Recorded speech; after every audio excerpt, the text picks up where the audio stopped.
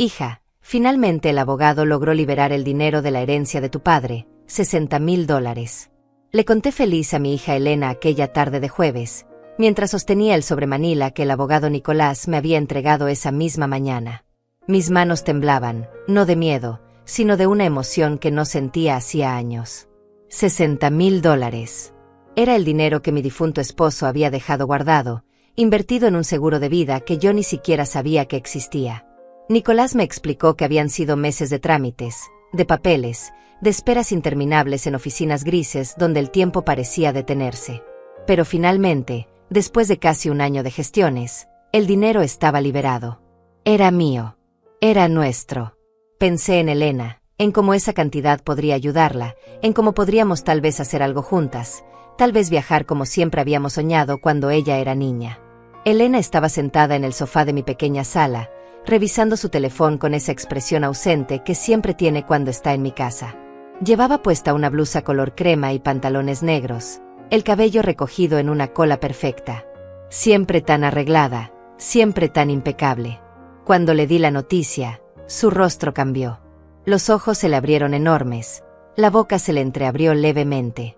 Por un segundo, creí ver alegría genuina. Mamá, repitió, $60,000. Sí, mija, le respondí, es la herencia de tu padre, finalmente llegó. Me acerqué a ella, quise abrazarla, quise compartir ese momento como madre e hija, pero Elena ya había tomado su teléfono. Marcó rápido, con dedos nerviosos que volaban sobre la pantalla. Escuché el tono de llamada. Una vez, 2 veces. Cariño, dijo cuando Patricio contestó del otro lado.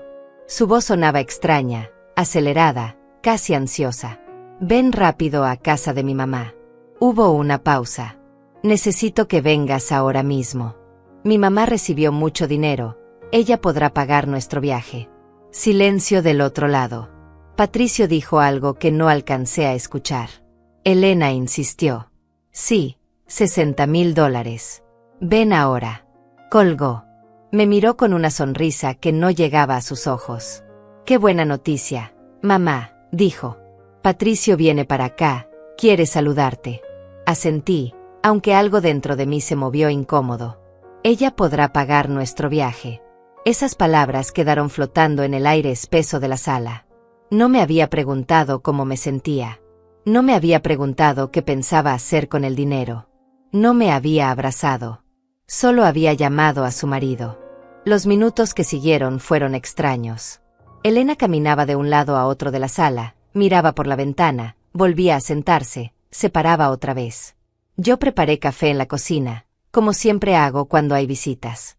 El olor del café recién hecho llenó la casa. Puse las tazas sobre la mesa, 3 tazas, porque Patricio vendría. Saqué unas galletas que había comprado el día anterior. Todo tan normal, todo tan cotidiano. Pero había algo en el aire, algo pesado que no lograba identificar. Escuché el auto de Patricio estacionarse afuera. El motor se apagó. La puerta del auto se cerró con fuerza. Pasos apresurados en el camino de entrada. Elena corrió hacia la puerta antes de que él tocara. Abrió de golpe. Y ahí estaba Patricio, con su camisa gris arrugada, el cabello despeinado, los ojos muy abiertos. Traía las llaves del auto en la mano derecha. Elena le sonrió. Ya está aquí, le dijo. Mi mamá tiene el dinero. Patricio dio un paso hacia adelante.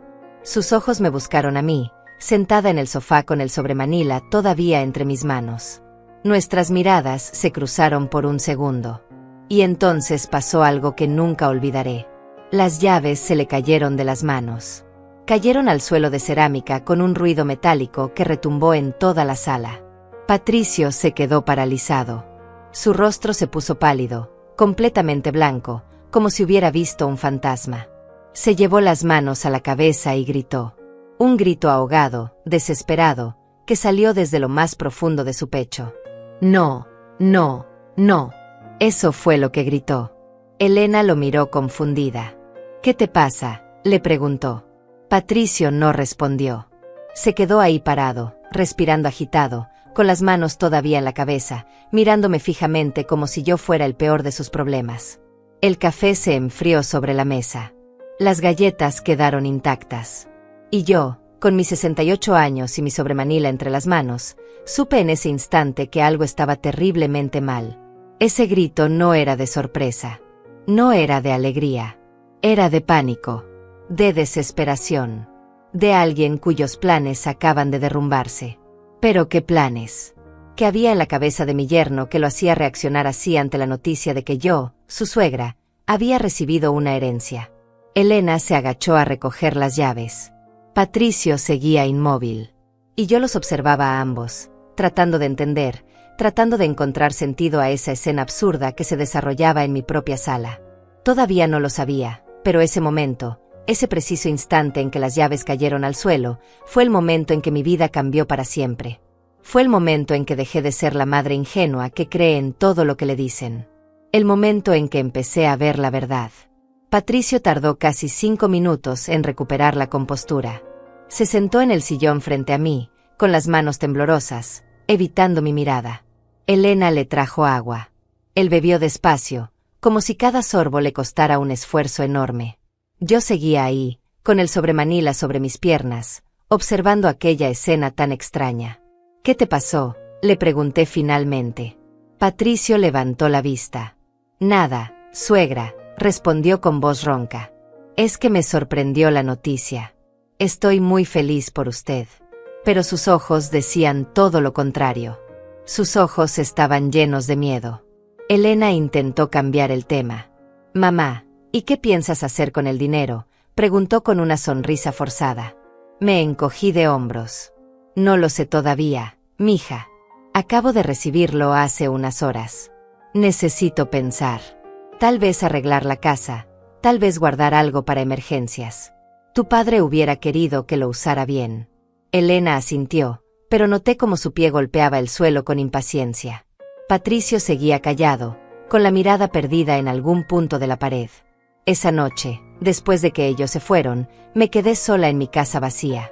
La misma casa donde crié a Elena. La misma casa donde mi esposo murió hace 3 años de un infarto repentino que no le dio tiempo ni de despedirse. Las paredes conocían cada una de mis lágrimas. El piso de madera vieja guardaba el eco de los pasos de Elena cuando era niña, corriendo descalza por los pasillos. Recordé cómo solía esperarme en la puerta cuando yo regresaba del trabajo.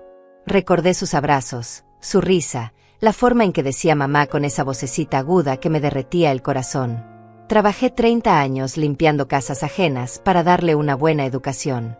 Me levanté a las 5 de la mañana durante décadas para prepararle el desayuno antes de ir a la escuela. Cosí su ropa cuando no había dinero para comprar nueva. La cuidé sola cuando tuvo neumonía a los 7 años y pasé 3 noches sin dormir, poniendo paños fríos en su frente, rezando para que la fiebre bajara. Su padre también trabajaba hasta tarde, era albañil, llegaba a casa con las manos llenas de callos y polvo en el cabello. Pero siempre traía algo para Elena. Un dulce, un juguete pequeño, una flor que arrancaba del camino. Nunca tuvimos mucho, pero tuvimos amor. O eso creí. Elena se casó con Patricio hace 5 años. Yo no estuve muy segura de esa decisión. Patricio siempre me pareció un hombre ambicioso, de esos que miden a las personas por lo que tienen y no por lo que son. Pero Elena estaba enamorada, o eso decía. La boda fue sencilla, en el jardín de una casa prestada. Yo hice el pastel. Cosí mi propio vestido color beige porque no quería que Elena gastara dinero en mí. El día de su boda la vi feliz. Y eso me bastó. Pero después del matrimonio, algo cambió. Las visitas se hicieron menos frecuentes. Las llamadas más cortas. Siempre tenía prisa, siempre tenía algo más importante que hacer. Yo lo entendí, o traté de entenderlo. Es normal, me decía a mí misma. Tiene su propia vida ahora. Tiene su esposo, sus responsabilidades. Pero dolía. Dolía cada domingo que pasaba sola, cada cumpleaños que celebraba con una velita sobre un pedazo de pan porque no tenía sentido hacer pastel solo para mí. Cuando mi esposo murió, Elena vino al funeral. Se quedó 2 días. Luego volvió a su vida. Yo me quedé aquí, en esta casa llena de recuerdos y silencio. Aprendí a cocinar para una persona. Aprendí a dormir en una cama que de repente parecía enorme y fría. Aprendí a despertarme sin tener a nadie a quien decirle buenos días. Las vecinas me visitaban a veces. Me invitaban a jugar cartas los viernes. Yo iba, sonreía, conversaba. Pero en el fondo, siempre sentía ese vacío. Ese hueco que solo una hija puede llenar. Ahora, con $60,000 sobre mi mesa de noche, guardados dentro de ese sobremanila, pensaba en todo lo que podría hacer. Podría viajar. Siempre quise conocer el mar. Nunca lo he visto en persona, solo en fotografías y en la televisión. Podría arreglar el techo que gotea cuando llueve. Podría comprarme ropa nueva, no de segunda mano como siempre he usado. Podría ayudar a Elena, si ella me lo pedía de buena forma. Podría hacer tantas cosas. Pero esa noche no podía dejar de pensar en la cara de Patricio. En ese grito. En esas llaves cayendo al suelo. Me levanté de la cama pasadas las 2 de la madrugada. Preparé té de manzanilla, el mismo que mi madre me preparaba cuando yo era niña y no podía dormir. Me senté junto a la ventana de la cocina, mirando la calle vacía, las luces apagadas de las casas vecinas. Todo tan tranquilo afuera. Todo tan revuelto adentro de mí. Hay cosas que una madre sabe sin que nadie se las diga. Hay señales que el corazón reconoce aunque la mente se niegue a aceptarlas. Elena no me preguntó cómo me sentía al recibir el dinero. No me preguntó si extrañaba a su padre. No me preguntó si necesitaba compañía. Solo pensó en su viaje. Y Patricio. Ese hombre que debería haberse alegrado por su suegra, ese hombre que debería haber celebrado la buena noticia, reaccionó como si le hubieran dado la peor noticia de su vida. ¿Por qué? Esa pregunta me taladró la cabeza toda la noche. ¿Por qué un hombre reacciona con desesperación ante el dinero de su suegra? ¿Qué tenía que ver él con mi herencia? ¿Qué planes se habían arruinado con mi buena fortuna? El té se enfrió entre mis manos. El reloj marcó las 3, luego las 4. Yo seguía ahí, despierta, sintiendo como algo se rompía dentro de mí.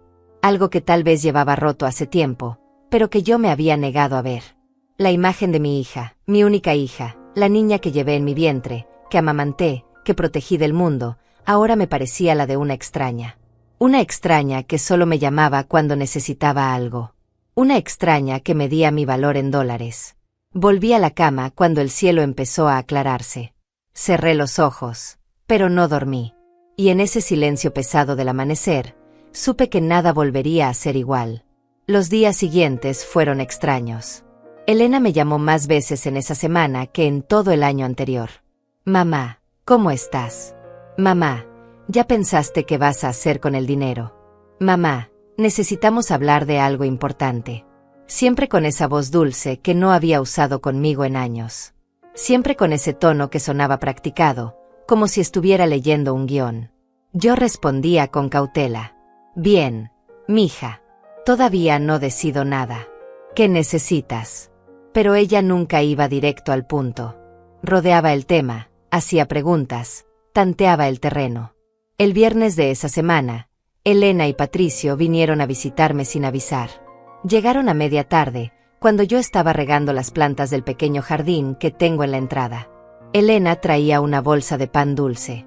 Patricio cargaba una expresión más controlada que la última vez, pero seguía sin mirarme a los ojos. Pasaron. Se sentaron en la sala. Yo serví café. Todo tan cordial, todo tan normal en apariencia. Pero yo podía sentir la tensión flotando en el aire como polvo suspendido. Mamá, empezó Elena después de dar un sorbo a su café. Patricio y yo hemos estado pensando. Y bueno, queríamos hablarte de algo. Asentí, esperando. Ella miró a Patricio. Él carraspeó. Verá, suegra, dijo finalmente, nosotros sabemos que usted ha pasado por mucho. La muerte del Señor, Dios lo tenga en su gloria, la dejó muy sola. Esta casa es muy grande para una persona. Y a su edad, bueno, el mantenimiento debe ser pesado. Sentí que algo frío me recorría la espalda. A mi edad. Como si 68 años me convirtieran en una inútil. Elena continuó donde Patricio se detuvo. Lo que queremos proponerte, mamá, es que consideres ir a un lugar donde puedan cuidarte mejor. Un lugar hermoso, con jardines, con gente de tu edad, con actividades. Hice una pausa. ¿Un asilo?, pregunté. No, mamá, respondió Elena rápido. No es un asilo. Es una residencia. Un lugar precioso donde la gente vive tranquila, sin preocupaciones. Tienen enfermeras, tienen comida incluida, tienen todo. Y así tú podrías descansar. Ya trabajaste mucho en tu vida. Te mereces descansar. Patricio sacó un folleto de su mochila. Lo puso sobre la mesa. Era un folleto brillante, lleno de fotos de ancianos sonrientes, jardines perfectos, habitaciones amplias con ventanas enormes. Residencia Vista Serena, decía el título. Un hogar para tu tranquilidad. Leí las primeras líneas. Atención especializada. Seguridad las 24 horas. Actividades recreativas. Todo sonaba maravilloso en el papel. Demasiado maravilloso. Demasiado conveniente. ¿Y cuánto cuesta esto?, pregunté. Elena se movió incómoda en su asiento. Bueno, mamá, no es tan caro. Y con el dinero que recibiste, podrías pagarlo fácilmente. De hecho, con $60,000 podrías estar ahí por varios años sin preocuparte. Ahí estaba. El dinero. Siempre volvíamos al dinero. ¿Y mi casa?, pregunté. ¿Qué pasaría con mi casa? Patricio se adelantó.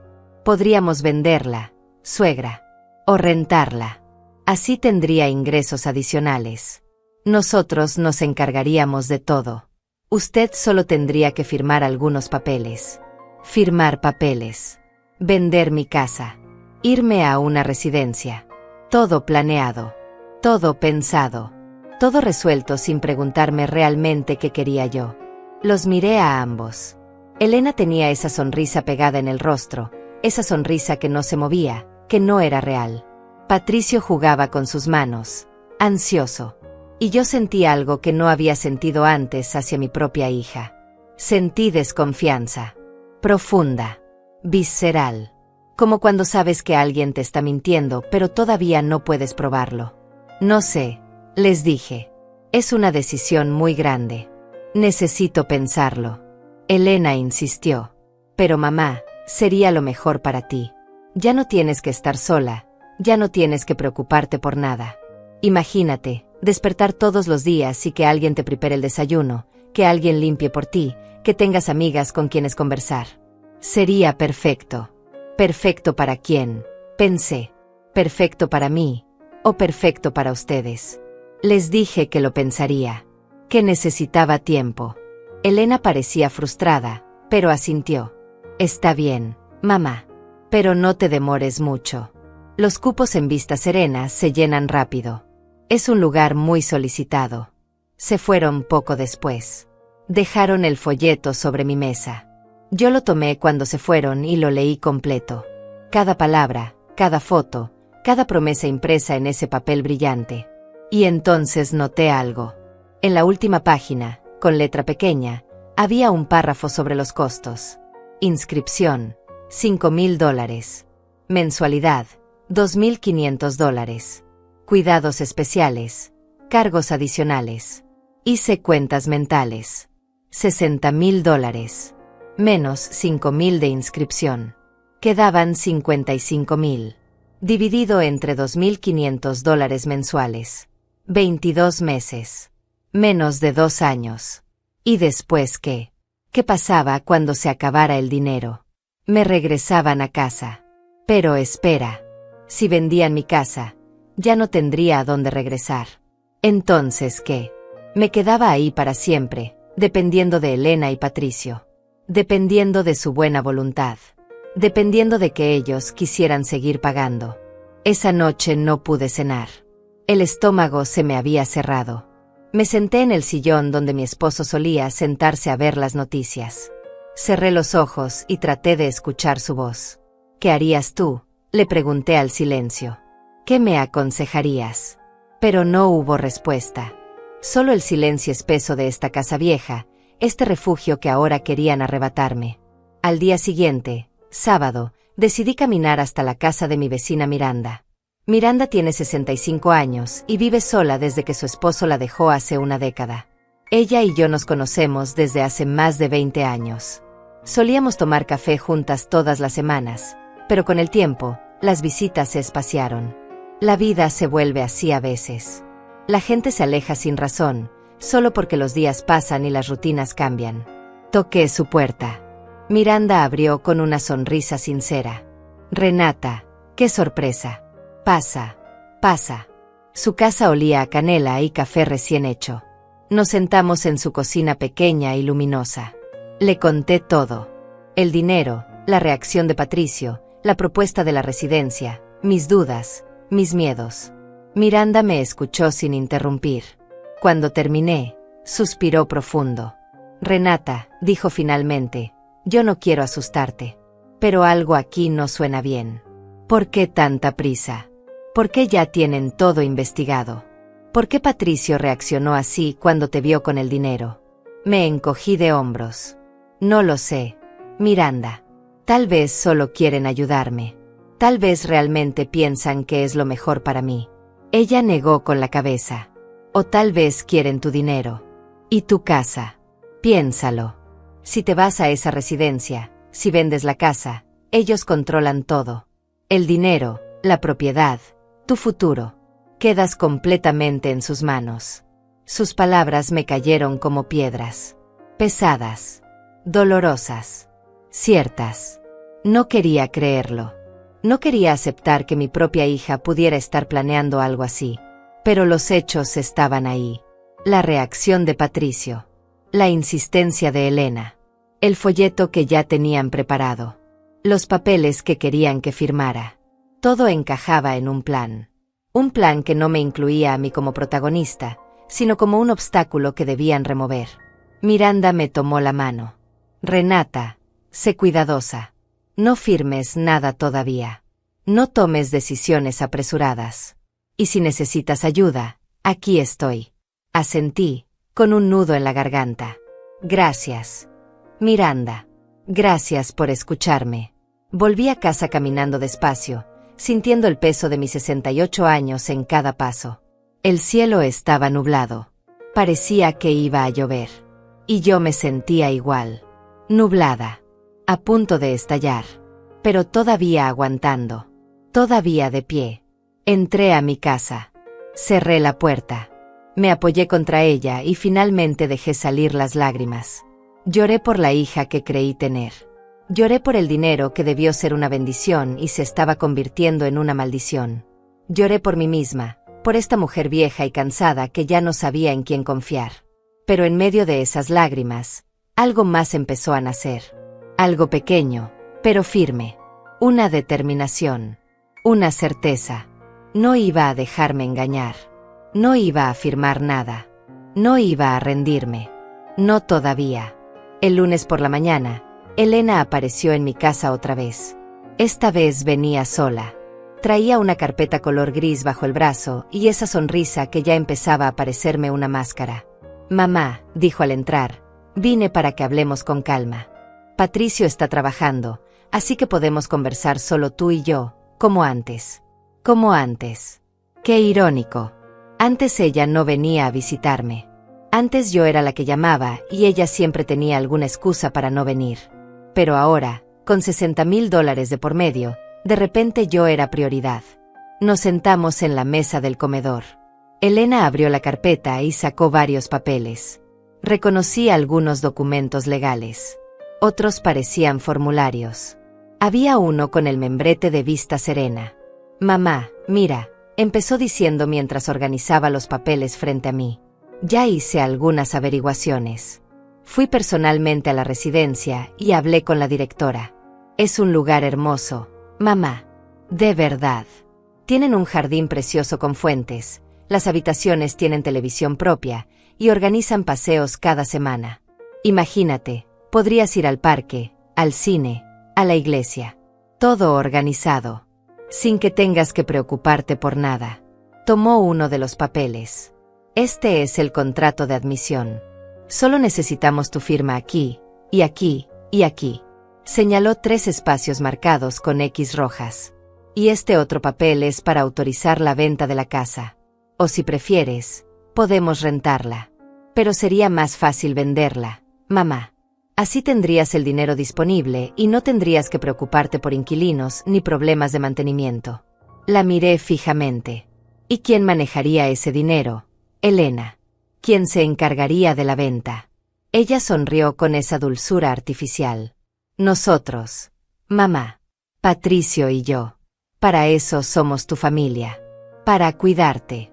Para que no tengas que lidiar con abogados ni papeleos complicados. Tú solo firmas y nosotros nos encargamos de todo. Sentí un escalofrío. Firmar y ellos se encargarían de todo. Qué conveniente. Qué sospechosamente conveniente. Tomé los papeles y empecé a leerlos. Elena se puso nerviosa. No hace falta que los leas todo ahora, mamá.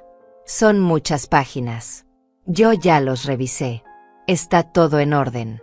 Pero yo seguí leyendo. Despacio. Palabra por palabra. Y ahí estaba. En el contrato de Vista Serena, había una cláusula que decía que el residente debía pagar por adelantado los primeros 6 meses. $15,000. Y la inscripción de $5,000. $20,000 antes de siquiera entrar. Y en el documento de venta de la casa, había un apartado donde se autorizaba a Elena Teles como representante legal con poder total sobre la transacción. Poder total. Esas palabras me golpearon como un puño en el estómago. Elena, dije levantando la vista, esto dice que tú tendrías control total sobre la venta de mi casa. Que podrías venderla sin consultarme. Que podrías manejar el dinero como quisieras. Ella se apresuró a explicar. Sí, mamá, pero es solo para facilitarte las cosas. Para que no tengas que estar yendo a firmar papeles a cada rato. Es normal en estos casos. Mucha gente lo hace así. No es normal, respondí.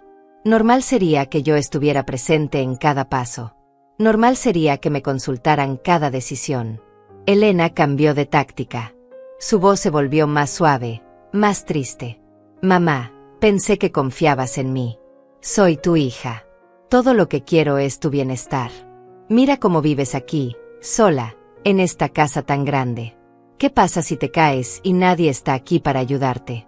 ¿Qué pasa si te enfermas en la noche y no puedes llamar a nadie? En Vista Serena tendrías ayuda todo el tiempo. Estarías segura. Estarías protegida. Sus palabras sonaban razonables. Pero había algo en su tono que no cuadraba. Algo desesperado. Algo urgente. No voy a firmar nada hoy, le dije finalmente. Necesito tiempo para pensarlo. Para consultar con alguien más. Tal vez con un abogado. El rostro de Elena se endureció por un segundo. Solo un segundo. Luego volvió la sonrisa. Un abogado, mamá. ¿Para qué necesitas un abogado? Eso solo va a costarte dinero. Yo ya revisé todo. Está perfecto. Pero yo insistí. Prefiero estar segura. Elena. Es mi casa. Es mi dinero. Son decisiones muy grandes. Necesito estar completamente segura. Se hizo un silencio pesado. Elena recogió los papeles y los metió de vuelta en la carpeta. Sus movimientos eran bruscos ahora, sin la delicadeza de antes. Está bien, mamá, dijo con voz tensa.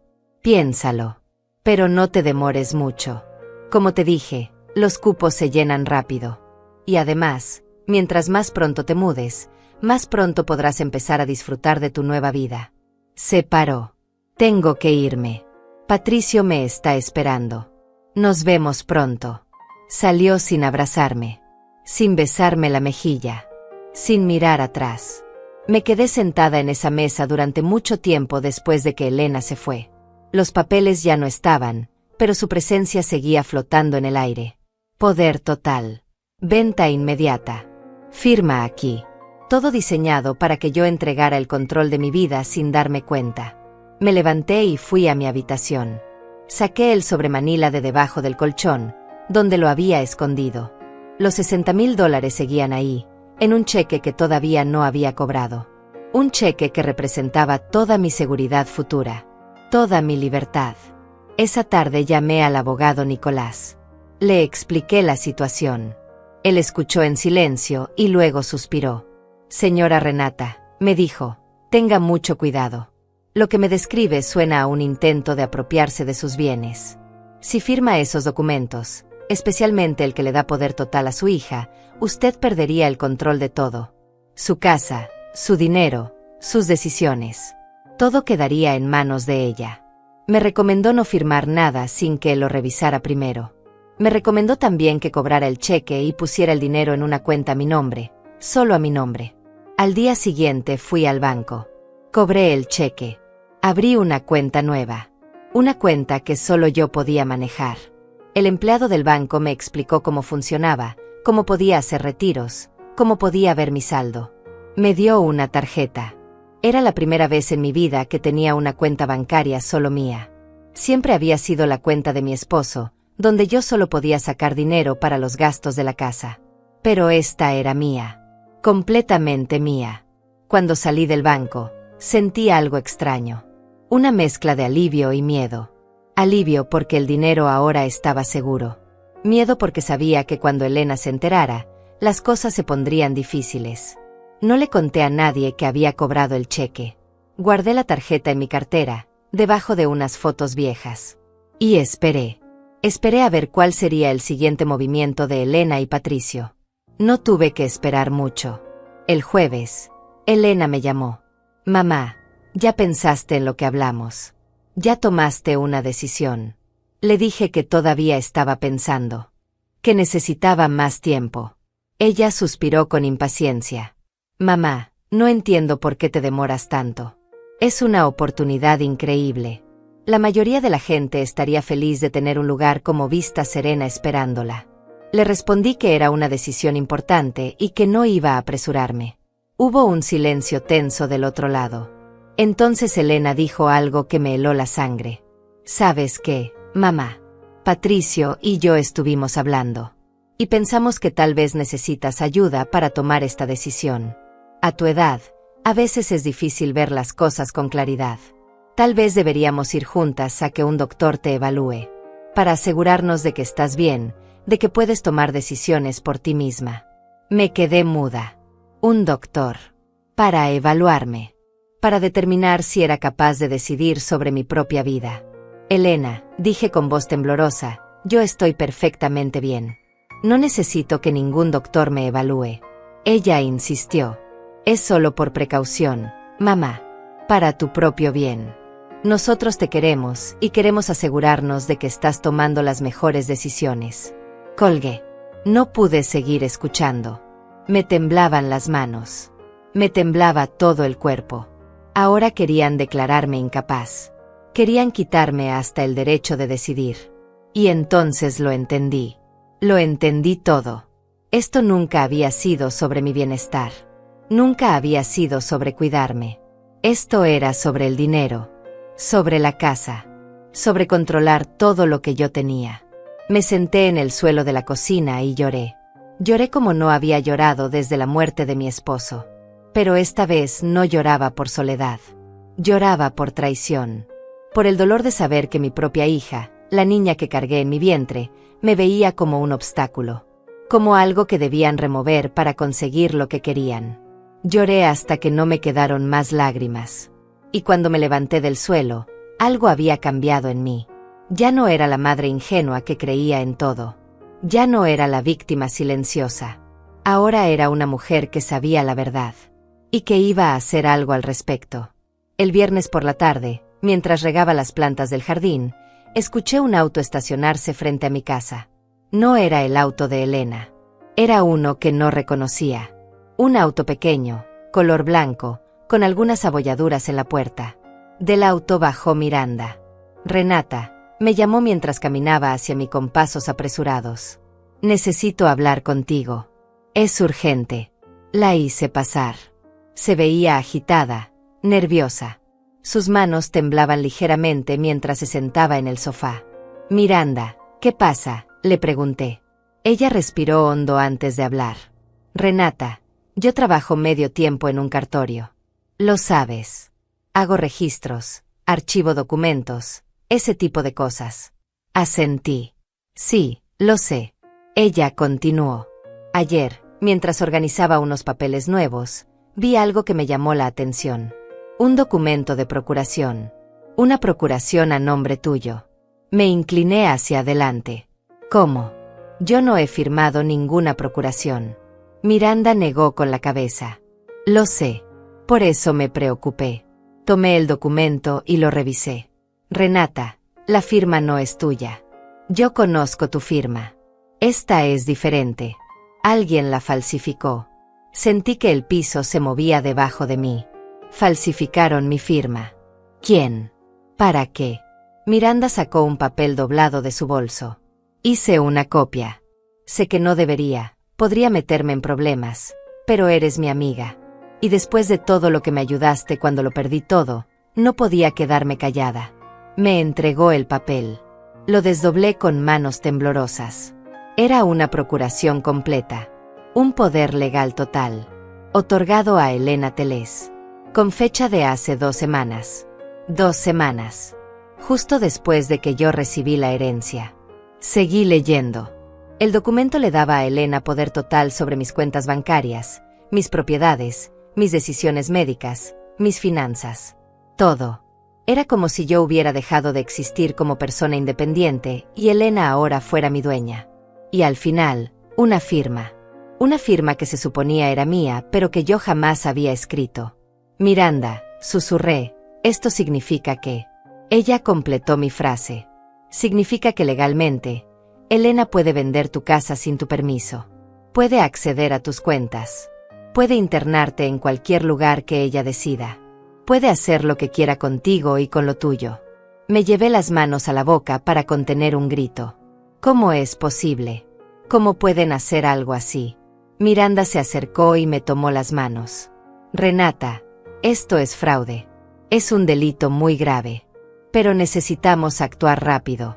Si Elena intenta usar este documento antes de que lo impugnemos, las cosas se van a complicar mucho. Necesitas ir a la policía. Necesitas denunciar esto. Y necesitas un abogado. Un buen abogado. La miré con los ojos llenos de lágrimas. Miranda, es mi hija. ¿Cómo voy a denunciar a mi propia hija? Miranda apretó mis manos con fuerza. Renata, tu hija te está robando. Te está engañando. Falsificó tu firma. Te quiere quitar todo lo que tienes. Esto no es amor, Renata. Esto es abuso. Es un crimen. Y si no haces algo ahora, vas a perder todo. Tu casa, tu dinero, tu libertad. Todo. Vas a terminar encerrada en un lugar donde no quieres estar, mientras ella y ese marido suyo disfrutan de lo que te pertenece. ¿Es eso lo que quieres? Negué con la cabeza. Las lágrimas caían por mis mejillas sin control. No, no quiero eso. Entonces tienes que ser fuerte, dijo Miranda. Sé que duele. Sé que es tu hija. Pero ella tomó su decisión. Ella decidió traicionarte. Ahora tú tienes que decidir si vas a defenderte o si vas a dejarte destruir. Me quedé en silencio durante largos minutos. Pensé en Elena. En la niña que fue. En las noches que pasé despierta cuidándola cuando estaba enferma.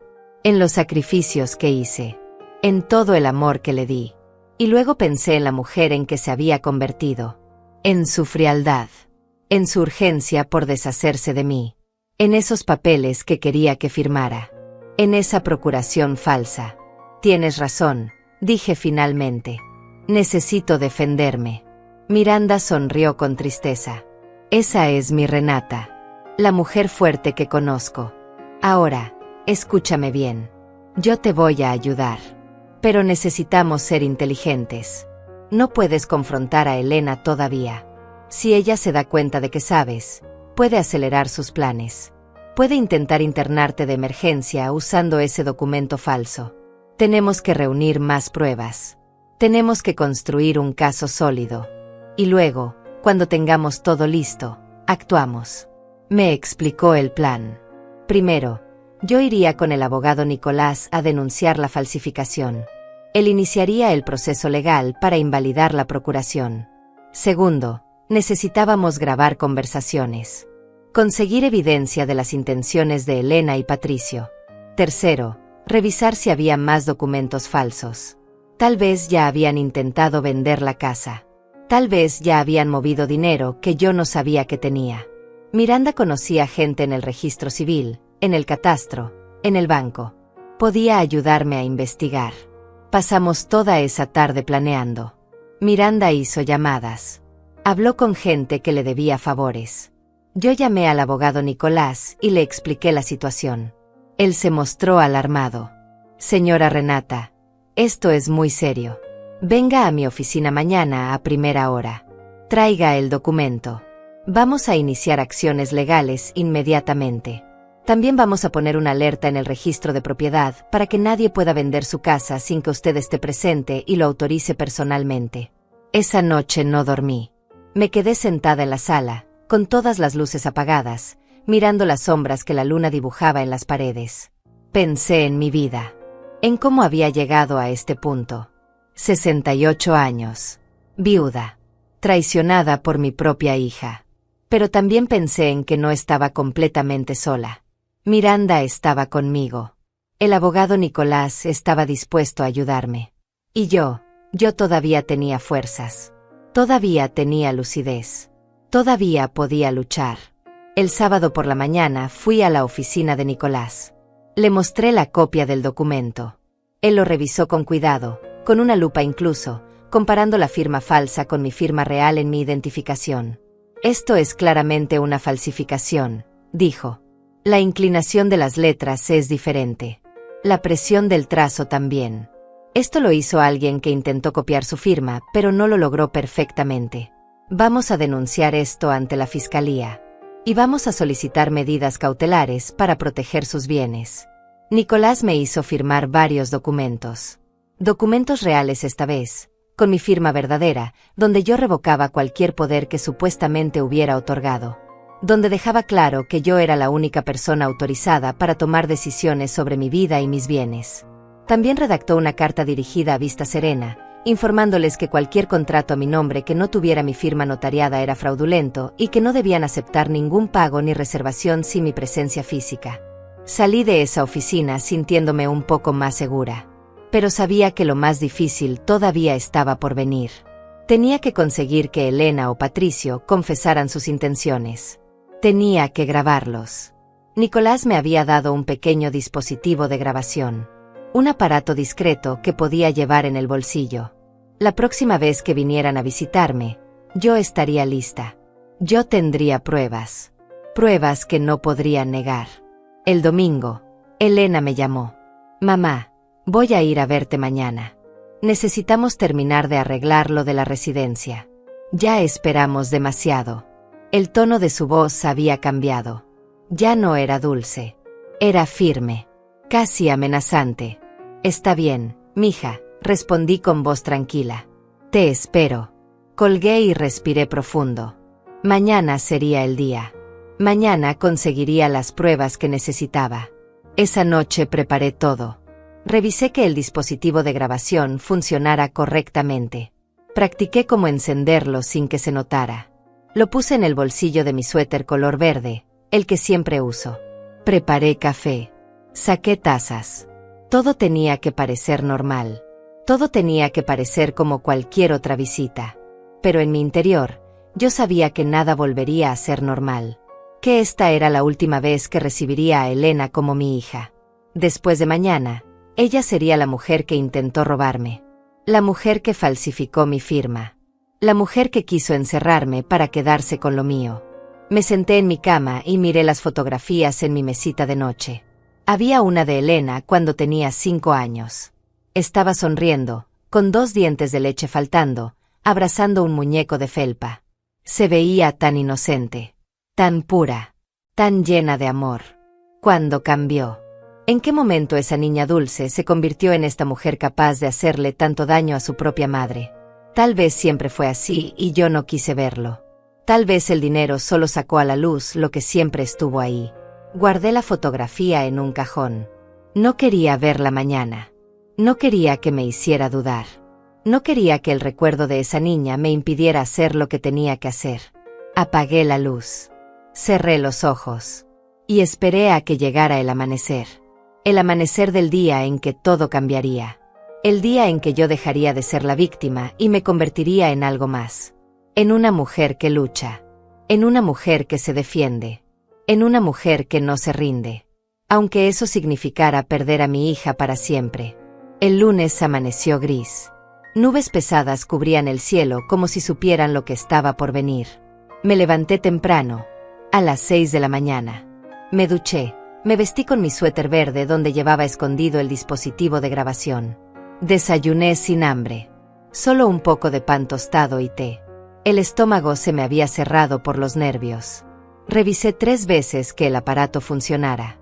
Lo encendí, dije algunas palabras de prueba, lo apagué. Todo funcionaba perfectamente. Elena llegó a las 10 en punto.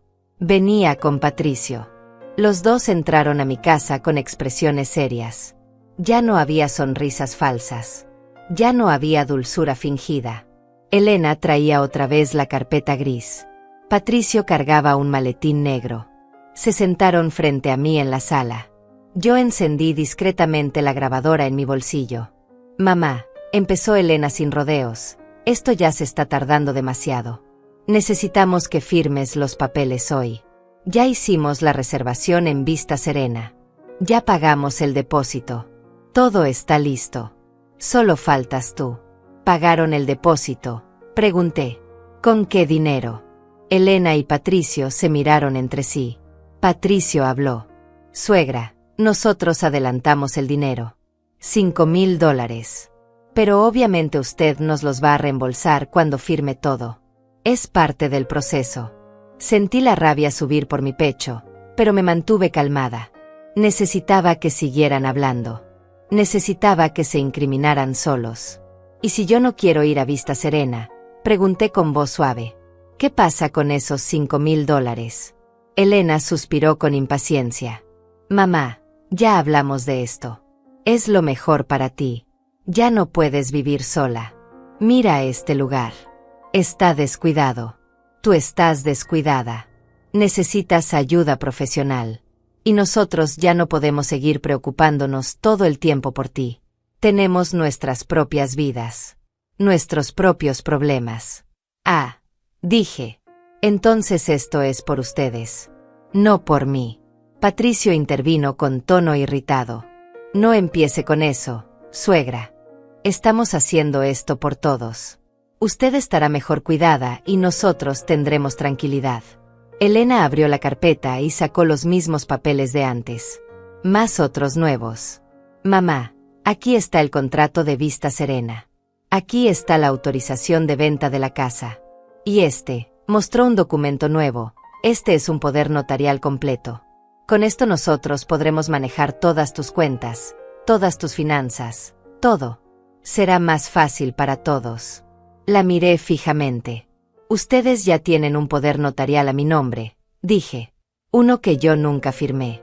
El silencio que siguió fue absoluto. Elena se puso pálida. Patricio dejó de respirar por un segundo. ¿Cómo?, susurró Elena. ¿Cómo sabes eso? Me recosté en el respaldo del sofá, manteniendo la calma aunque por dentro mi corazón latía desbocado. Sé muchas cosas. Elena. Sé que falsificaron mi firma. Sé que registraron un documento ilegal. Sé que planean quedarse con mi casa y mi dinero. Sé todo. Patricio se puso de pie bruscamente. Eso es mentira. ¿Quién le está metiendo ideas en la cabeza? Fue esa entrometida de Miranda, ¿verdad? Elena también se levantó. Mamá, no sé qué te dijeron, pero estás confundida. Estás malinterpretando todo. Nosotros nunca haríamos algo así. Somos tu familia. No estoy confundida, respondí con firmeza. Tengo pruebas. Tengo el documento falso. Tengo testigos. Y tengo un abogado. Patricio empezó a caminar de un lado a otro, pasándose las manos por el cabello. Esto es un desastre, murmuró. Un maldito desastre. Elena, esto es tu culpa. Te dije que esperaras. Te dije que fueras más cuidadosa. Elena lo miró con furia. Mi culpa. Tú fuiste el que tuvo la brillante idea de falsificar la firma. Tú fuiste el que dijo que nadie se daría cuenta. Y ahí estaba. La confesión. Ambos admitiéndolo. Ambos culpándose mutuamente.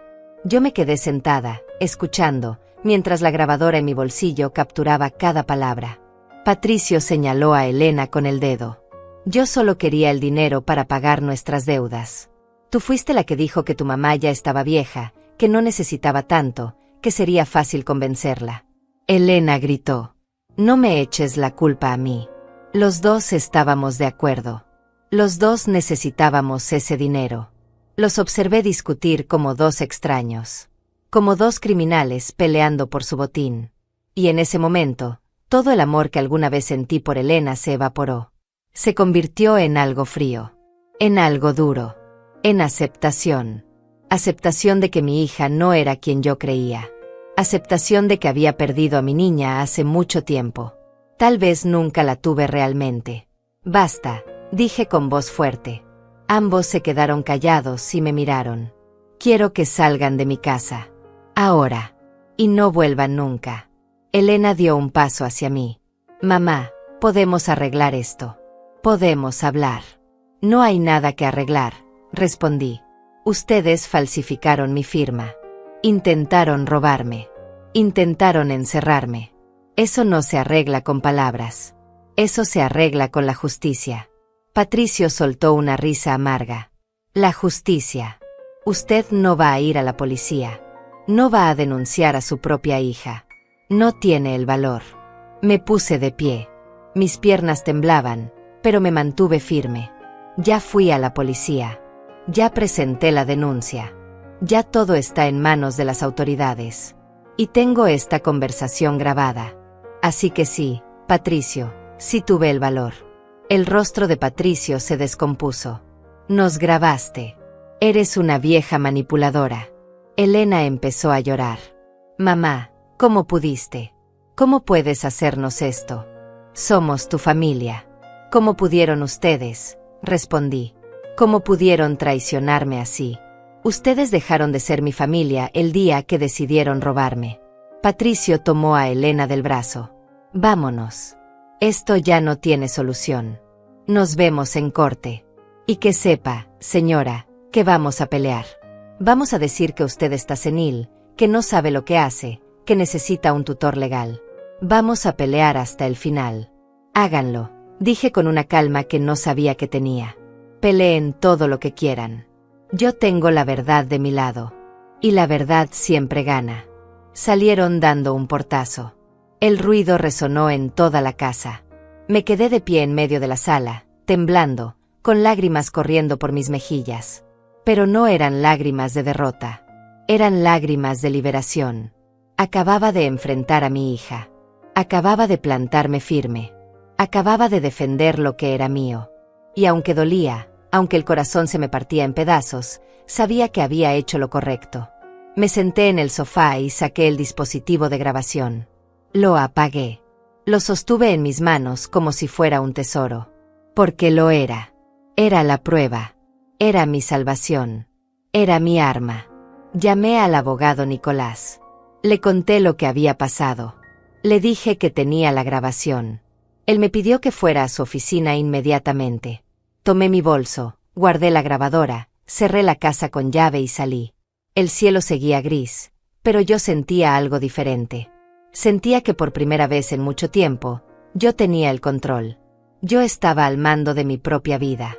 Y nadie, ni siquiera mi propia hija, me lo iba a quitar. En la oficina del abogado Nicolás, reprodujimos la grabación 3 veces. Él tomaba notas meticulosas. Marcaba los minutos exactos donde Elena y Patricio admitían haber falsificado mi firma, donde discutían sobre sus deudas, donde revelaban sus verdaderas intenciones. Esto es oro puro, dijo Nicolás. Con esto, señora Renata, no solo podemos defendernos. Podemos contraatacar. Ellos van a enfrentar cargos criminales. Falsificación de documentos, intento de fraude, abuso contra adulto mayor. Esto es muy serio. Me explicó los siguientes pasos. Primero, presentaríamos la grabación ante la fiscalía junto con el documento falsificado. Segundo, solicitaríamos una orden de restricción para que Elena y Patricio no pudieran acercarse a mí ni a mi propiedad. Tercero, iniciaríamos una demanda civil por daños y perjuicios. Y cuarto, nos aseguraríamos de que la procuración falsa fuera anulada oficialmente y borrada de todos los registros. Señora Renata, me dijo mirándome a los ojos, esto va a ser difícil. Van a intentar desprestigiarla. Van a decir que usted está confundida, que tiene problemas de memoria. Van a pelear sucio. ¿Está preparada para eso? Asentí. Estoy preparada. Ya no tengo nada que perder, Nicolás. Ya perdí a mi hija. Ahora solo me queda mi dignidad. Y esa sí la voy a defender hasta el final. Él sonrió con respeto. Esa es la actitud correcta. Vamos a ganar esto. Los siguientes días fueron un torbellino. Nicolás presentó todos los documentos ante la fiscalía. Un fiscal llamado Matías Beltrán tomó el caso. Era un hombre de unos 40 y tantos años, serio, de voz grave. Me hizo muchas preguntas. Quería asegurarse de que mi testimonio fuera sólido, de que mi mente estuviera clara, de que yo entendiera completamente lo que estaba haciendo. Le respondí cada pregunta con firmeza. Le mostré que recordaba fechas exactas, nombres completos, detalles precisos. Le expliqué mi rutina diaria, mis actividades, mis responsabilidades. Le demostré que era una mujer perfectamente capaz de manejar su propia vida. El fiscal Matías quedó satisfecho. Señora Renata, le dijo al final, usted tiene un caso muy fuerte. Vamos a proceder con los cargos. Elena Teles y Patricio van a ser citados para declarar. Y le advierto, probablemente van a contratar un abogado que intentará negociar. Pero con esta evidencia, tienen muy pocas opciones. 3 días después, Elena y Patricio recibieron las notificaciones oficiales. Citación para comparecer ante la fiscalía. Cargos por falsificación de documentos y fraude. Orden de restricción temporal. Miranda me contó que Elena había ido a su casa llorando, buscando apoyo. Pero Miranda la enfrentó. Le dijo que lo que había hecho era imperdonable, que yo había sido una madre ejemplar y que ella me había traicionado de la peor manera. Elena salió furiosa de ahí, gritando que todos me estaban llenando la cabeza de mentiras, que yo era una vieja malagradecida. Esa misma noche, Elena intentó llamarme. 20 veces. 30 veces. Dejó mensajes de voz. Al principio suplicantes. Mamá, por favor, contesta. Necesitamos hablar. Esto se salió de control. Podemos arreglarlo. No involucres a la policía. Piensa en la familia. Piensa en lo que la gente va a decir. Pero yo no contesté. Cada llamada que rechazaba me hacía más fuerte. Cada mensaje que borraba sin escuchar me devolvía un pedazo de mi poder. Luego los mensajes cambiaron de tono. Se volvieron amenazantes. Vas a arrepentirte de esto. Vas a terminar sola. Nadie va a querer cuidarte cuando seas una vieja inválida. Te vas a morir sola en esa casa y nadie va a llorar por ti. Grabé esos mensajes también. Se los mostré a Nicolás. Él los agregó al expediente. Esto solo empeora su situación, dijo. Están cavando su propia tumba. La orden de restricción ya era temporal. Con estos mensajes amenazantes, voy a solicitar que sea permanente. Una semana después llegó la citación oficial. Elena y Patricio debían presentarse ante el fiscal Matías. Yo también fui citada como víctima y testigo principal. El día de la audiencia, Miranda me acompañó. Me puse mi mejor ropa, un conjunto color café que guardaba para ocasiones especiales. Me peiné con cuidado. Quería verme digna. Quería verme fuerte. Cuando llegamos al edificio de la fiscalía, Elena y Patricio ya estaban ahí, con su abogado. Un hombre de traje oscuro, con cara de tiburón. Elena me vio y corrió hacia mí. El guardia de seguridad la detuvo. Hay una orden de restricción, señora. No puede acercarse. Elena gritó desde la distancia. Mamá, por favor. Eres mi madre. ¿Cómo puedes hacerme esto? La miré a los ojos. Ya no sentí dolor. Ya no sentí amor. Solo sentí vacío. Tú decidiste hacerte esto a ti misma, Elena. Yo solo estoy defendiendo lo que es mío. Ella se derrumbó llorando. Patricio la sostuvo, pero me miraba con odio puro. Un odio que yo le devolví con indiferencia. La audiencia fue larga. El fiscal Matías presentó todas las pruebas. El documento falsificado. La grabación de audio. Los mensajes amenazantes. Los registros bancarios que mostraban que Elena y Patricio tenían deudas enormes. Más de $40,000 en tarjetas de crédito y préstamos. El abogado de ellos intentó argumentar que yo había malinterpretado las intenciones de mi hija, que todo había sido un malentendido, que ellos solo querían ayudarme. Pero cuando reprodujeron la grabación en la sala, donde Elena y Patricio claramente admitían la falsificación, el abogado no tuvo nada más que decir. El fiscal dictaminó que había suficiente evidencia para proceder con un juicio formal. Los cargos se mantenían. La orden de restricción se hacía permanente. Elena y Patricio no podían acercarse a mí ni a menos de 200 metros de mi casa. No podían llamarme, escribirme ni intentar ningún tipo de contacto. Si lo hacían, enfrentarían arresto inmediato. Además, la procuración falsificada fue anulada oficialmente. Cualquier documento que Elena hubiera intentado tramitar con ese poder era inválido. Salí de esa audiencia con la cabeza en alto. Miranda me abrazó en el estacionamiento. Lo lograste, Renata. Estoy tan orgullosa de ti. Yo también me sentía orgullosa. Pero también sentía un cansancio profundo. Un agotamiento que iba más allá de lo físico. Era el agotamiento de haber perdido a una hija. De haber descubierto que el amor que yo creía incondicional tenía un precio. $60,000. Ese era el precio de mi valor para Elena. Esa noche, en mi casa vacía y silenciosa, me senté a escribir. Saqué un cuaderno viejo que tenía guardado y empecé a escribir todo. Desde el principio. Desde el día que recibí la herencia hasta este momento. Escribí sobre mi dolor, sobre mi rabia, sobre mi decepción. Pero también escribí sobre mi fuerza. Sobre el coraje que encontré cuando pensé que no me quedaba ninguno. Sobre las personas que me ayudaron cuando más lo necesitaba. Miranda. Nicolás. El fiscal Matías. Extraños que se convirtieron en aliados. Escribí hasta que me dolieron las manos. Hasta que las lágrimas mancharon las páginas. Escribí hasta que las palabras se convirtieron en catarsis. Y cuando terminé, sentí algo que no había sentido en mucho tiempo. Sentí paz. No una paz completa, porque la herida todavía estaba fresca. Pero una paz suficiente para saber que había hecho lo correcto. Que no me había dejado vencer. Que había luchado y estaba ganando. Al día siguiente, Nicolás me llamó con noticias. El abogado de Elena y Patricio quiere negociar. Están dispuestos a declararse culpables de los cargos menores si retiramos los cargos mayores.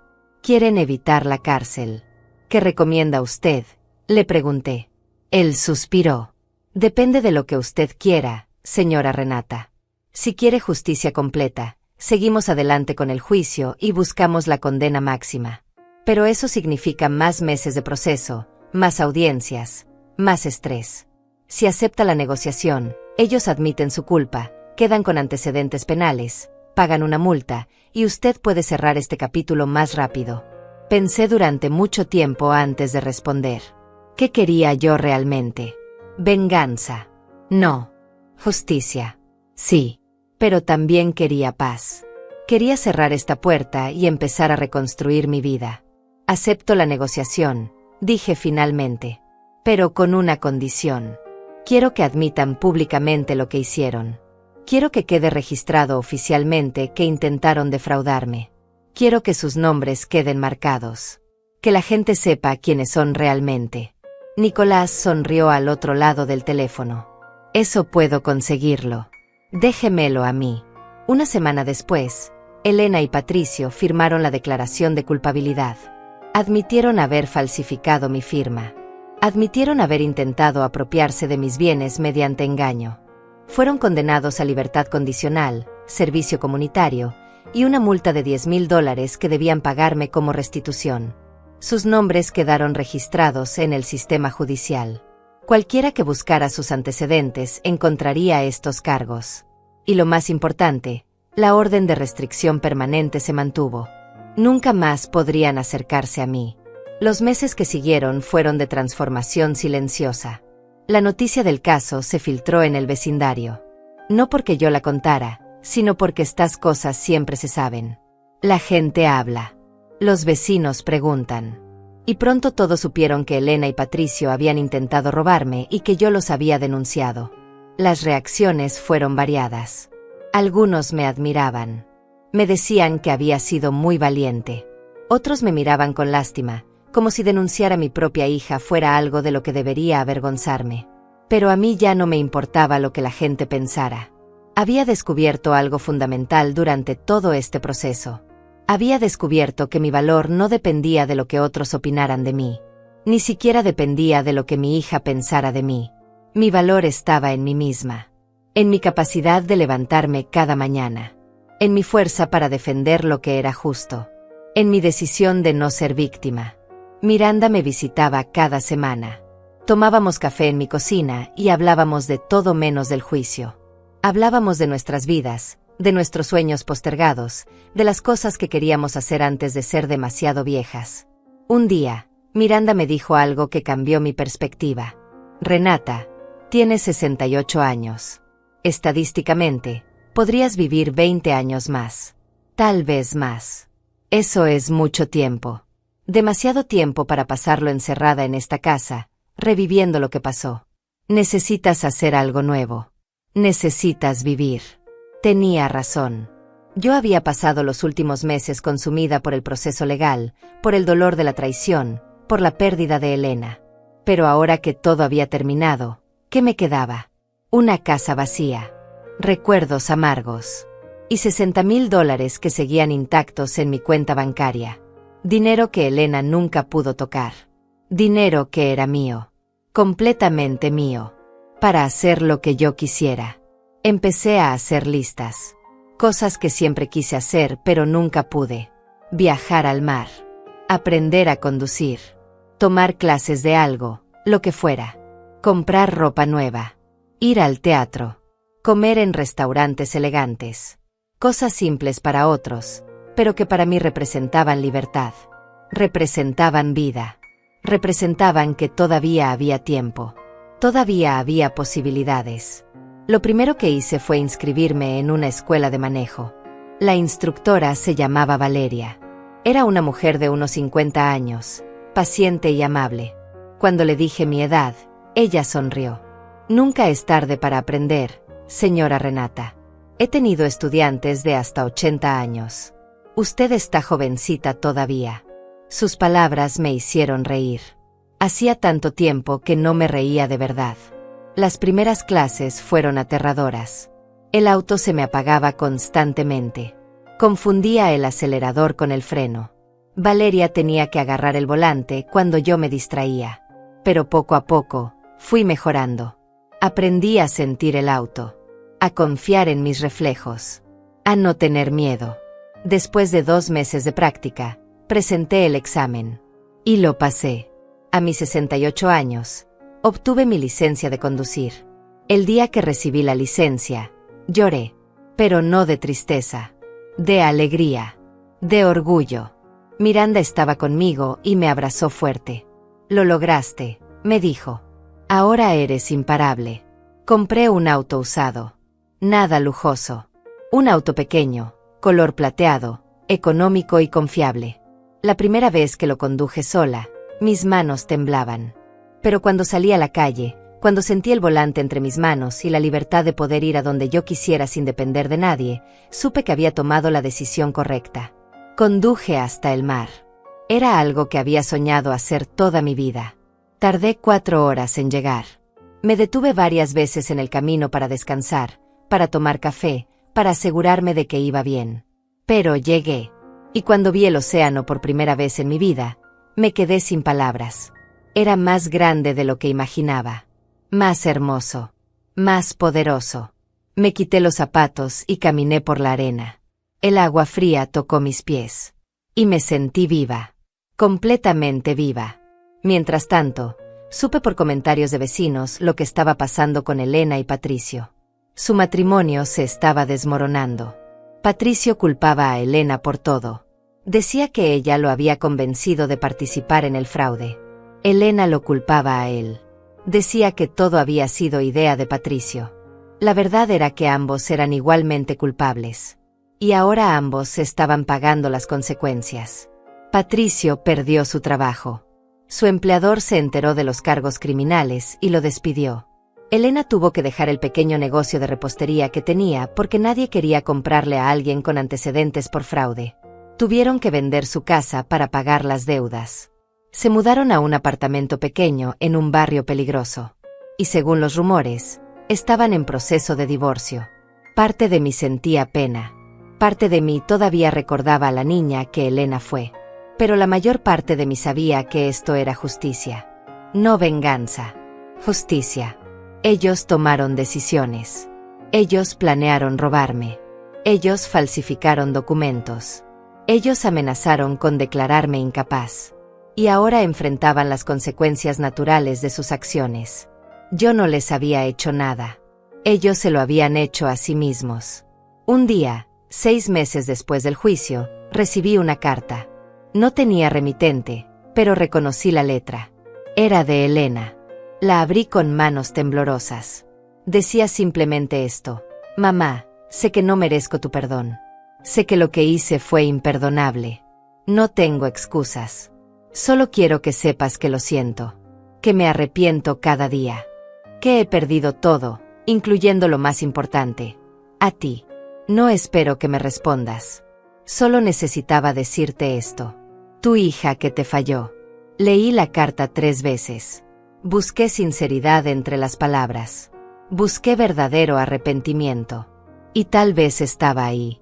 Tal vez Elena realmente lo sentía ahora que había perdido todo. Pero era demasiado tarde. El daño estaba hecho. La confianza estaba rota. Y yo había aprendido a vivir sin ella. Guardé la carta en un cajón. No la rompí. No la tiré. Pero tampoco la respondí. Seguí adelante con mi vida. Me inscribí en clases de pintura. Descubrí que tenía talento para eso. Mis cuadros eran simples, pero me llenaban de satisfacción. Pinté el mar que había visto. Pinté mi casa. Pinté mis manos viejas sosteniendo flores. Cada pintura era una forma de sanar. Una forma de expresar todo lo que había vivido. Vendí algunas piezas en una feria local. Gente que no me conocía compró mis pinturas. Me pagaron por ellas.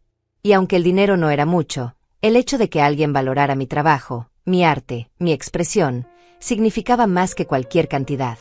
Significaba que yo todavía tenía algo que ofrecer al mundo. Que mi vida no había terminado. Que apenas estaba comenzando una nueva etapa. Miranda y yo hicimos un viaje juntas. Fuimos a las montañas. Nos hospedamos en una cabaña pequeña. Caminamos por senderos rodeados de árboles. Respiramos aire puro. Hablamos de nuestras vidas, de nuestros errores, de nuestras esperanzas. Y una noche, sentadas frente a una fogata, Miranda me dijo: «Sabes que admiro más de ti, Renata. Que no te volviste amargada. Muchas personas en tu lugar se habrían llenado de odio. Pero tú elegiste seguir adelante. Elegiste vivir. Eso es verdadera fortaleza». Sus palabras me tocaron profundo. Porque tenía razón. Yo pude haberme quedado estancada en el resentimiento. Pude haber dejado que la traición de Elena me consumiera. Pero elegí diferente. Elegí reconstruirme. Elegí perdonarme a mí misma por haber sido ingenua. Elegí soltar lo que no podía cambiar y abrazar lo que sí podía. Han pasado casi 2 años desde aquel jueves gris, cuando recibí la noticia de los $60,000. 2 años desde que vi las llaves de Patricio caer al suelo. 2 años desde que descubrí que mi propia hija era capaz de traicionarme. Pero también han pasado 2 años desde que decidí defenderme. Desde que encontré mi voz. Desde que aprendí que nunca es tarde para empezar de nuevo. Hoy tengo 70 años. Mi cabello está completamente blanco ahora. Las arrugas en mi rostro son más profundas. Mis manos tiemblan un poco más que antes. Pero mis ojos brillan de una forma que no brillaban hace 2 años. Porque ahora sé quién soy. Sé de lo que soy capaz. Sé que puedo sobrevivir a lo peor y salir más fuerte del otro lado. Vendí mi casa. Esa casa llena de recuerdos que ya no me servían. Esa casa donde crié a Elena, donde perdí a mi esposo, donde me sentí más sola que nunca. La vendí por un buen precio y compré una casa más pequeña en otro barrio. Una casa con jardín, con ventanas grandes que dejan entrar el sol. Una casa que es mía y solo mía. Sin fantasmas. Sin culpas. Solo un espacio nuevo para una vida nueva. Con el dinero de la venta y lo que me quedaba de la herencia, pude vivir tranquila. No de forma lujosa, pero sí con dignidad. Sin preocuparme por cada peso. Sin tener que contar monedas para comprar comida. Y lo más importante, sin depender de nadie. Aprendí a disfrutar mi soledad. Aprendí que estar sola no es lo mismo que estar abandonada. Estar sola puede ser una elección. Puede ser libertad. Continué con mis clases de pintura. Mejoré tanto que la maestra me invitó a exponer en una galería pequeña. Mis cuadros estuvieron colgados durante un mes junto a los de otros artistas. Vendí 5 piezas. El dinero no importaba. Lo que importaba era ver a gente desconocida pararse frente a mis pinturas, observarlas, conectar con ellas. Ver que mi historia, mi dolor, mi renacimiento, podía tocar a otros. Una tarde, mientras pintaba en mi nuevo jardín, una vecina joven se acercó. Se llamaba Natalia y tenía unos 30 años. Venía acompañada de su abuela, una mujer de mi edad que caminaba con bastón. «Señora Renata», dijo Natalia, «mi abuela escuchó su historia. Y quería conocerla». La abuela de Natalia se sentó en mi porche. Me contó que su hijo también había intentado quitarle su casa. Que la había amenazado, manipulado, asustado. Pero ella nunca se atrevió a denunciarlo. Vivía con miedo constante. Le tomé las manos. Le dije que no era tarde. Que ella todavía podía defenderse. Que había ayuda disponible. Le di el número de Nicolás. Le di el número del fiscal Matías. Le dije que si yo pude hacerlo a mis 68 años, ella también podía. Lloró en mis brazos. Y 2 semanas después, me llamó para decirme que había presentado una denuncia. Que por primera vez en años, dormía tranquila. Esa experiencia me hizo darme cuenta de algo importante. Mi historia no era solo mía. Era la historia de miles de mujeres mayores que son abusadas, manipuladas, robadas por sus propios familiares. Mujeres que callan por miedo, por vergüenza, por amor malentendido. Y si yo podía ayudar aunque fuera a una de ellas, mi dolor habría tenido sentido. Empecé a asistir a un grupo de apoyo para adultos mayores víctimas de abuso familiar. Ahí conocí a muchas mujeres con historias similares a la mía. Algunas peores. Hijos que las golpeaban. Nietos que las robaban. Familias que las abandonaban en asilos contra su voluntad. Escuché cada historia con respeto. Compartí la mía. Y juntas nos apoyamos. Nos recordamos unas a otras que teníamos valor. Que merecíamos respeto. Que nunca era tarde para defendernos. Una de esas mujeres, Romina, se convirtió en mi amiga cercana. Ella tenía 75 años y había perdido todo a manos de su hijo adicto. Pero estaba reconstruyéndose. Trabajaba medio tiempo en una biblioteca. Vivía en un apartamento pequeño pero limpio. Y sonreía. A pesar de todo, sonreía. Su fortaleza me inspiraba. Me recordaba que el dolor no tiene que ser permanente. Que podemos elegir sanar. De Elena no volví a saber directamente. Solo rumores. Que se había divorciado de Patricio. Que trabajaba limpiando casas, igual que yo lo hice durante 30 años. Que vivía sola en ese apartamento pequeño. Parte de mí quería saber cómo estaba. Parte de mí todavía la recordaba como mi niña.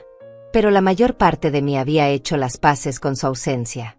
Había aceptado que ella tomó su camino y yo tomé el mío. Y que esos caminos ya no se cruzarían. Un día, mientras conducía mi auto por la carretera hacia el mar, me detuve en un mirador. Bajé y me paré frente al paisaje. El viento movía mi cabello blanco. El sol calentaba mi rostro arrugado. Y me sentí en paz. Completamente en paz. Pensé en todo lo que había vivido. En todas las veces que me caí y me levanté. En todas las lágrimas que derramé. En todas las batallas que peleé. Y me di cuenta de que había ganado. No había ganado dinero, ni fama, ni reconocimiento público. Pero había ganado algo mucho más valioso. Había ganado mi dignidad. Había recuperado mi voz. Había aprendido a amarme a mí misma después de que otros dejaron de amarme. Había descubierto que mi valor no dependía de ser madre, de ser útil, de ser necesitada. Mi valor estaba simplemente en existir.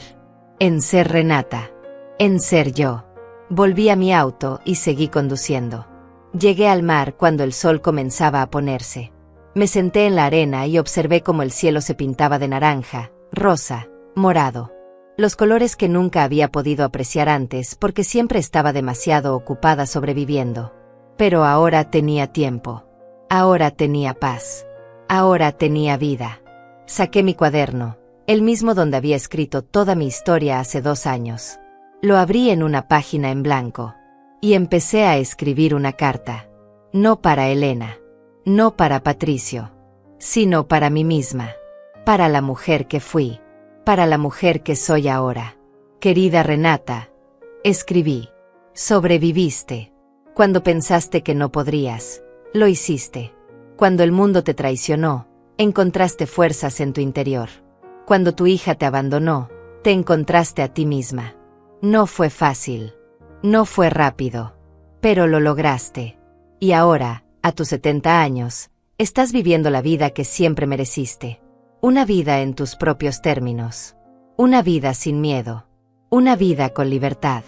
Estoy orgullosa de ti. Estoy orgullosa de nosotras. Cerré el cuaderno. Las lágrimas corrían por mis mejillas, pero eran lágrimas diferentes. No eran de dolor. Eran de gratitud. Gratitud por estar viva. Por haber tenido el coraje de luchar. Por haberme dado una segunda oportunidad a mí misma. El sol terminó de esconderse en el horizonte. Las estrellas comenzaron a aparecer en el cielo oscuro. Me quedé sentada ahí, en la arena, sintiendo la brisa fría del mar en mi piel. Y supe que todo había valido la pena. Cada lágrima, cada batalla, cada momento de soledad. Todo me había traído hasta aquí, hasta este momento de paz absoluta. Me levanté, sacudí la arena de mi ropa y caminé de regreso a mi auto. Conduje a casa con una sonrisa en el rostro. Esa noche dormí profundamente. Sin pesadillas. Sin miedos. Solo con la certeza de que había hecho lo correcto. Que me había defendido. Que había elegido vivir. Y si estás escuchando esta historia y te identificas con ella, si tú también has sido traicionada por alguien que amabas, si también te han hecho sentir que no vales, que no importas, que eres un estorbo, quiero que sepas algo. No lo eres. Tú vales. Tú importas. Y nunca, nunca es tarde para defenderte. Para recuperar tu vida. Para ser libre. No permitas que nadie, ni siquiera tu propia familia, te quite tu dignidad. No firmes papeles que no entiendes. No entregues el control de tu vida por miedo a estar sola. Porque estar sola es mejor que estar rodeada de gente que te usa. La soledad elegida es libertad. El abandono forzado es abuso. Si necesitas ayuda, búscala. Hay abogados, fiscales, organizaciones que defienden a adultos mayores. No estás sola. Hay gente como Miranda, como Nicolás, como el fiscal Matías, que están dispuestos a ayudarte. Solo tienes que atreverte a dar el primer paso. A levantar la voz. A decir, esto no está bien y voy a defenderme. Y si ya lo hiciste, si ya peleaste tu batalla y ganaste, te felicito. Sé lo difícil que fue. Sé cuánto dolor costó. Pero también sé lo liberador que se siente al otro lado. Cuando te das cuenta de que sobreviviste. De que eres más fuerte de lo que creías. De que tu vida todavía tiene valor, propósito, belleza. Gracias por escuchar mi historia. Gracias por acompañarme en este viaje desde la traición hasta la libertad. Si esta historia te tocó, si te ayudó de alguna forma, déjame un comentario. Comparte tu propia historia si te sientes cómoda haciéndolo. Y dale me gusta para que más mujeres como nosotras puedan encontrar esta historia y saber que no están solas. Recuerda, nunca es tarde para empezar de nuevo. Nunca es tarde para defenderte. Nunca es tarde para vivir. Tu vida es tuya. Y mereces vivirla con dignidad, respeto y amor. Principalmente amor propio. Porque ese es el amor que nadie puede quitarte.